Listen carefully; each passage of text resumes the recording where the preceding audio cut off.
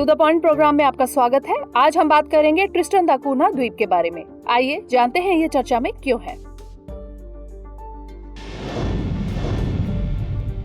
Tristan दा Cunha द्वीप को समुद्री संरक्षण क्षेत्र यानी मैरीन प्रोटेक्शन जोन के रूप में विकसित किया जा रहा है। इसे अभयारण्य के रूप में विकसित किया जाएगा। यह अभयारण्य अटलांटिक महासागर में सबसे बड़ा नो टेक जोन होगा। आइए जानते हैं ट्रिस्टन दा कूना द्वीप के बारे में। इस द्वीप की खोज 1506 में पुर्तगाली एडमिरल ट्रिस्टाओ दा कूना द्वारा की गई थी। रिकॉर्ड के अनुसार 1643 में डच जलपोत के चालक दल द्वारा पहली बार इस द्वीप पर कदम रखे गए थे। 1816 में ब्रिटेन ने ट्रिस्टन दा कूना पर कब्जा कर लिया। इसके साथ ही इस क्षेत्र में स्थायी रूप से बसाहट की शुरुआत हुई। 1961 में ज्वालामुखी विस्फोट के बाद द्वीप को खाली कर दिया गया था, लेकिन 1963 में द्वीप में लोग फिर से आ बसे। यह द्वीप दक्षिण अफ्रीका और दक्षिण अमेरिका के बीच दक्षिण अटलांटिक महासागर में स्थित है। इस द्वीप की तट रेखा 34 किलोमीटर है। आइए जानते हैं ट्रिस्टन दा कूना अभयारण्य के बारे में। ट्रिस्टन दा कूना द्वीप को endangered rockhopper penguin, yellow nosed albatross और अन्य वन्य जीवों की सुरक्षा के लिए समुद्री संरक्षण क्षेत्र बनाया जा रहा है। यूनाइटेड किंगडम द्वारा शासित ट्रिस्टन दा कूना और इस द्वीप समूह के 3 अन्य प्रमुख द्वीपों के आसपास महासागर के 6,27,247 वर्ग किलोमीटर क्षेत्र में मछली पकड़ने और समुद्र से उत्खनन की गतिविधियों पर प्रतिबंध लगाया जाएगा।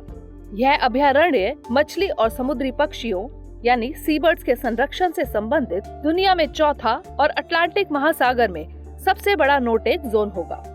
इस द्वीप के आसपास के क्षेत्र को नो टेक जोन घोषित करके महासागर के 90% जल और महासागर के स्वास्थ्य की रक्षा की जाएगी।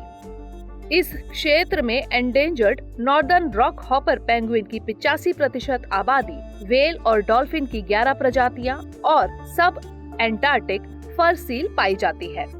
इस मैरीन प्रोटेक्शन जोन को यूनाइटेड किंगडम के ब्लू बेल्ट कार्यक्रम का हिस्सा बनाया जाएगा। ब्लू बेल्ट कार्यक्रम के तहत यूनाइटेड किंगडम द्वारा शासित क्षेत्रों में समुद्री संरक्षण को बढ़ावा देने के लिए 27 मिलियन पाउंड यानी $35.5 मिलियन प्रदान किए जा रहे हैं।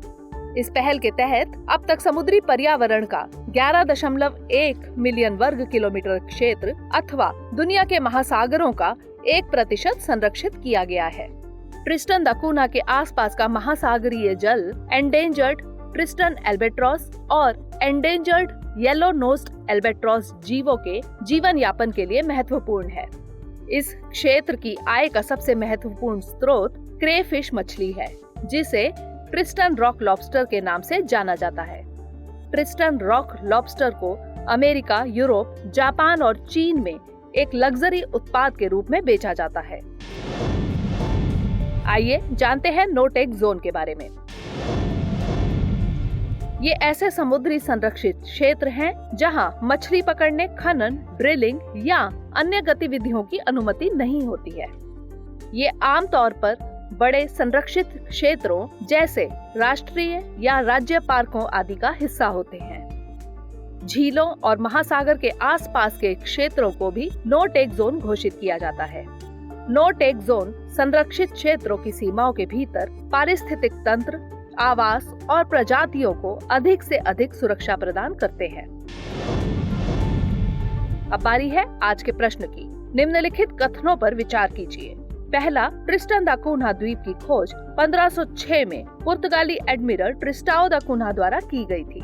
दूसरा, ट्रिस्टन दा कूना द्वीप की आय का सबसे महत्वपूर्ण स्रोत क्रेफिश मछली है। तीसरा, नो टेक जोन ऐसे समुद्री संरक्षित क्षेत्र है जहां मछली पकड़ने, खनन, ड्रिलिंग या अन्य गतिविधियों की अनुमति नहीं होती है। उपर्युक्त में से कौन सा यहाँ से कथन सत्य है या फिर है?